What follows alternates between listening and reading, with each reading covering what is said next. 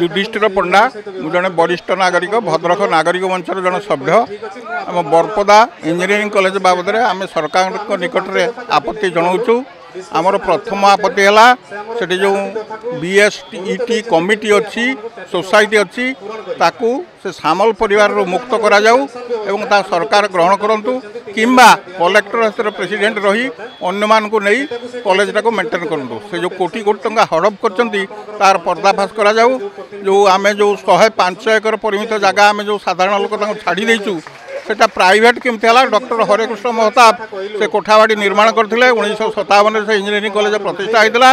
1990 मसीह सी श्रीजुक्त प्रफुल्ल सामल नवा ता किपरि प्राइवेट होगा व्यक्तिगत भाव में से परिवार पुत्र पुत्रवधू बड़ पुओ एमाने ही से मैनेजिंग कमिटीर मुख्य रही चलुँच कोटी कोटी टंका हड़प कर इंजीनियरिंग कॉलेज रु पैसा आनी एटी भुवनेश्वर कंटाबाड़ निकट गोटे जमी किना होता 30 एकर जमी तो भी कोठाबाड़ी सेकेंड इंजीनियरिंग कॉलेज भद्रक तरफ गोटे निर्माण कराइला किंतु ताकू से बिक्री करदे 20 कोटी टंकार बिक्री कर ईडी पाखे मानी किंतु 20 कोटी टंकार 20 टंका भद्रक इंजीनियरिंग कॉलेज खाता को जाइना।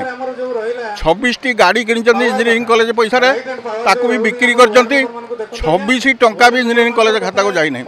कोटी कोटी टंका फंक्शन बाबद खर्च कर एनुअल फंक्शन बाबद तार कागज पत्र हिसाब किसी भी ना।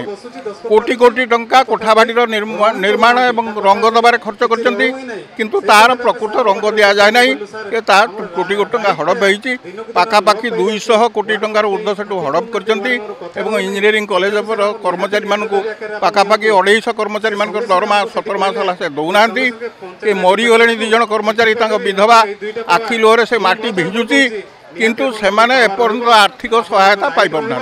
मोर मोहन सरकार को विनम्र अनुरोध से तुरंत हस्तक्षेप करूँ एवं इंजीनियरिंग कॉलेज को सरकार ग्रहण करूँ नतुबा कलेक्टर हस्तर सभापति हो मैनेजमेंट करूँ एवं कर्मचारी मान सुविधा असुविधा दूर करूँ आ ये दुर्नीति को पर्दाफाश करूँ।